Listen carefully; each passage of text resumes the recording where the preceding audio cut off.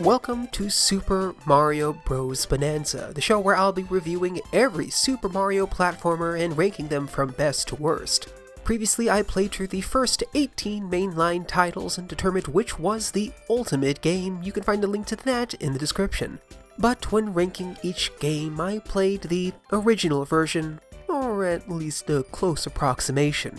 Which is to say, if I could play it on the Switch, I did. But in the annals of Super Mario history, many a game have been remade for the then modern console, and I could not rest until these updated versions were compared against their originals. What does this mean? A handful of Mario games have received proper remakes over the years. Re-releases with slight updates such as New Super Mario Bros. U Deluxe, Super Mario 3D World plus Bowser's Fury, or any of the eShop releases do not count. Remasters like those in the 3D All-Stars collection, despite having slightly adjusted controls and better resolutions, also do not count, which leaves three main groups. The first 4 Mario games were remade and released as Super Mario All-Stars for the Super Nintendo. The first 5, plus Yoshi's Island, were then released on handheld devices, and Super Mario 64 was remade for the Nintendo DS. And now, it's time to see just how good these remakes shape up to the originals, starting with Super Mario All-Stars is a collection of the first 4 Super Mario platformers released for the Super Famicom in Japan for the Super Nintendo Entertainment System elsewhere. The game is comprised of Super Mario Bros., originally released in 1985, Super Mario Bros. 2, originally released in 1986, Super Mario Bros. 2, which was released in the US in 1988, and Super Mario Bros. 3, which first released in 1988. But it can't be that clean, since the video game market was much less unified in the 80s and 90s. The availability of these games in different markets was finicky. The original Mario released in 1985 in the US, Europe in '87. The Mario Bros. 2 released worldwide wasn't brought to the Famicom in Japan until 1992, 2 years into Super Famicom's life. Mario 3 wasn't released until '90 in the US and over a year later in Europe. And Japan's Mario 2 wasn't released worldwide at all. The first time players had easy access to all of these titles was when All-Stars released in '93. Ideation for All-Stars began back in 1992, shortly after the release of Nintendo Entertainment Analysis and Development's latest game, Super Mario Kart. While working on their future title, Yoshi's Island, not a Mario game, Shigeru Miyamoto and the team decided to work on this package. Since at its launch the original Mario 2 was deemed too difficult for worldwide audiences, Miyamoto wanted a good way to release it outside of Japan. He suggested collecting it and the other 3 Famicom/NES games as a value pack. And while ports could have sufficed the access argument, the team instead opted to fully remake each game, taking advantage of the massive power boost the Super Famicom/SNES supplied. The team's first task was to update the art. Every game was flushed with detail and color. Backgrounds were given new elements like hills, statues, or portraits, and the sprites were reworked to include details that would more closely resemble the art from Mario World. The music was all reorchestrated using the sound fonts from World, with some new effects being added in when necessary. All the while, the team strove to keep the base gameplay and physics as close to the originals as possible.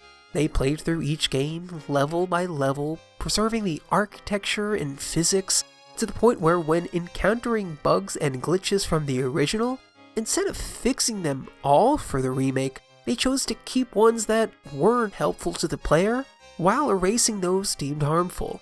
For instance, glitches that would cause the player to get stuck were removed, but the infinite lives glitch in Mario 1 was re-implemented, albeit with a restriction on how many lives could be gathered. And, utilizing the batteries in the new cartridges, save states were added for each of the games, allowing for saving and quitting at any point, which resulted in the games becoming more forgiving. What also made the game more forgiving was that after a game over, the continue screen started the player at the top of the world instead of at the top of the game. And about a year after its initial release, a new All-Stars bundle that included Super Mario World was released, with the main difference in World being an updated Luigi sprite. But regardless of version, most agreed All-Stars was an amazing package.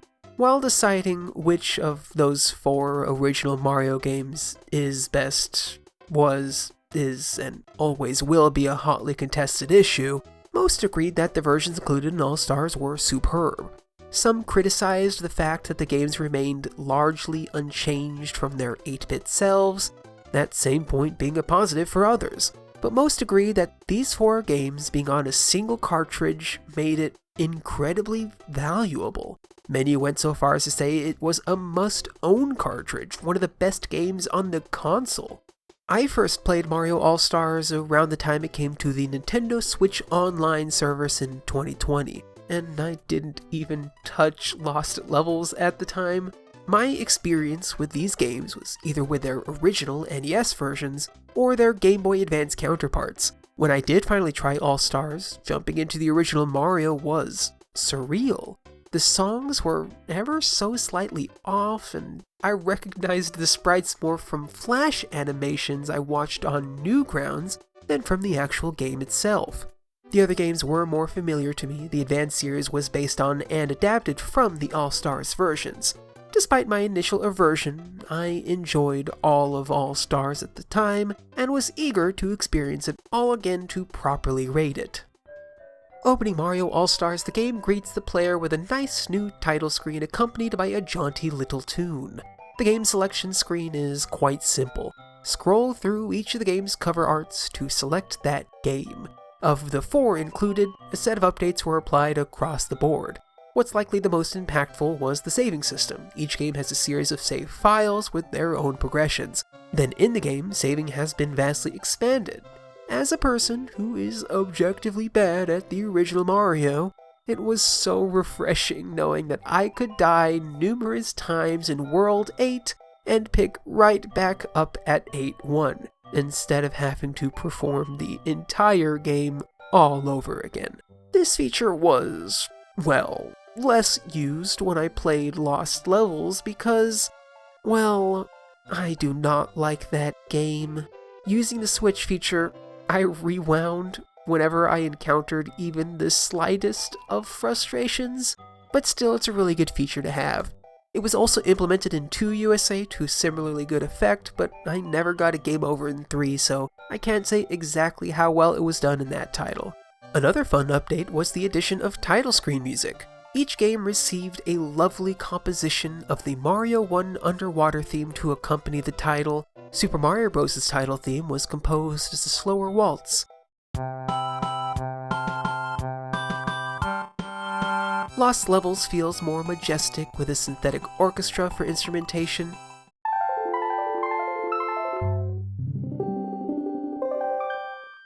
Two USA is jauntier with old-timey piano that's much more in line with the game's soundtrack. And 3 is jazzier, also much like the game. Last, each of the games received their own unique code of paint and songs to accompany their respective adventures.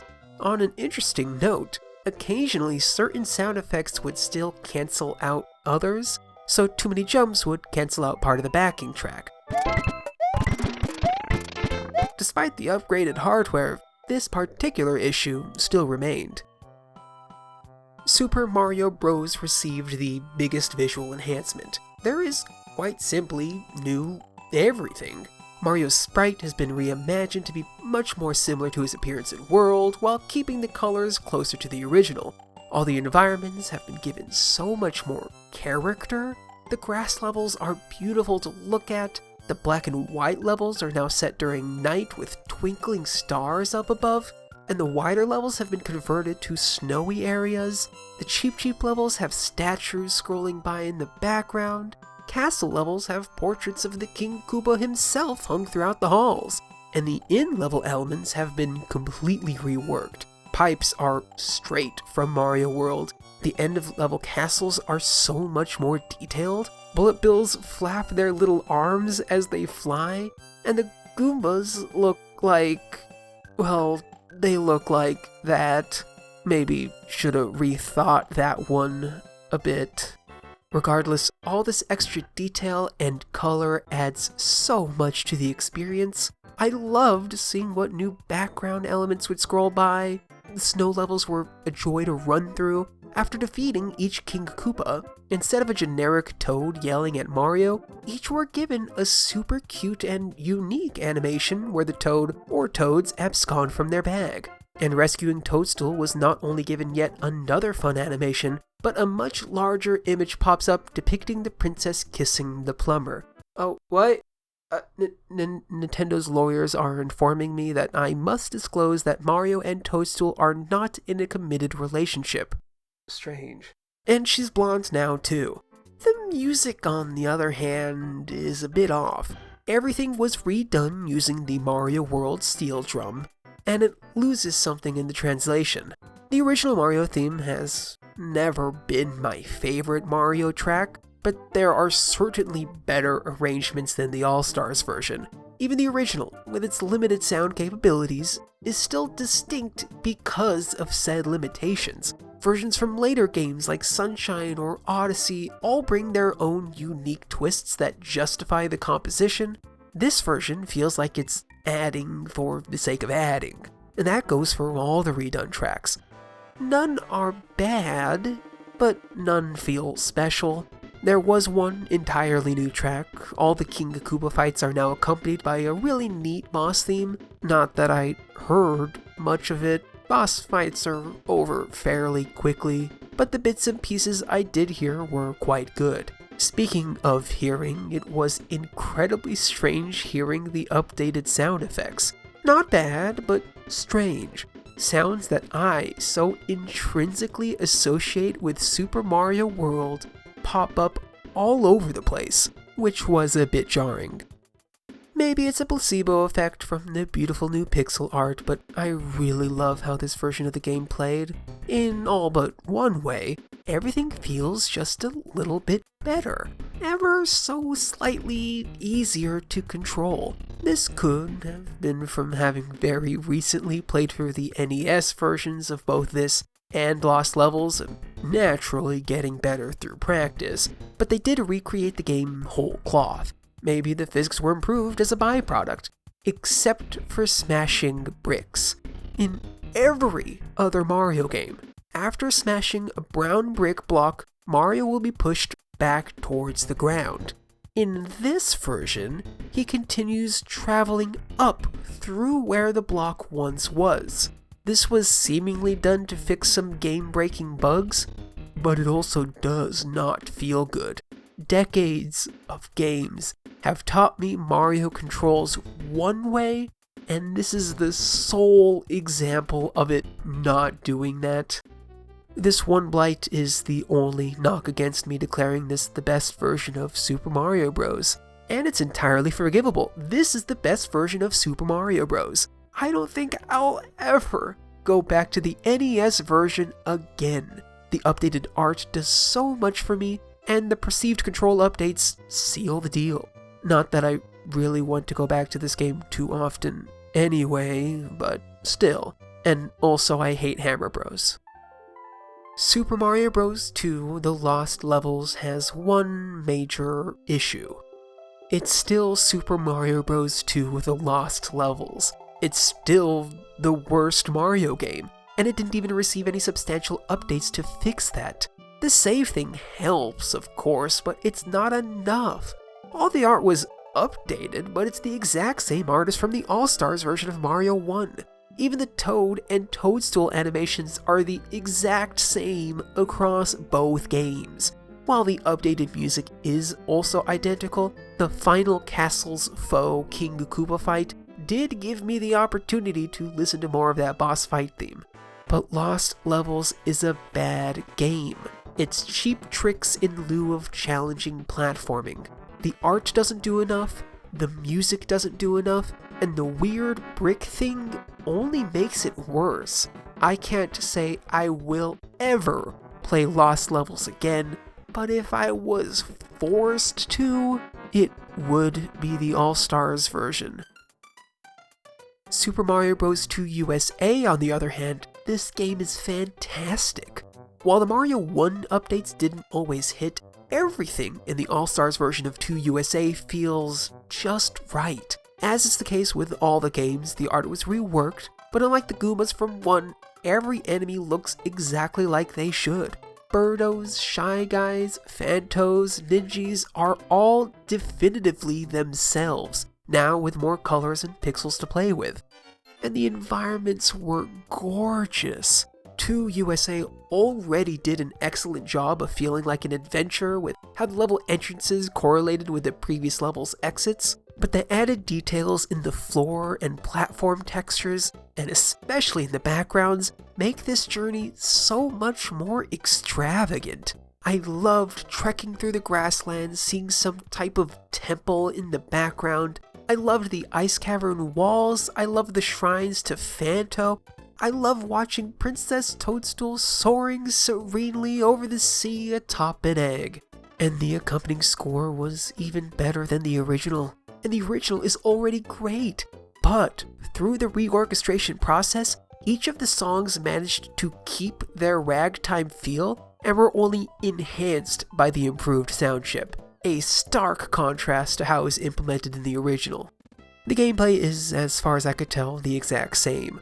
Mario and Co. pick up veggies or enemies or things and throw them.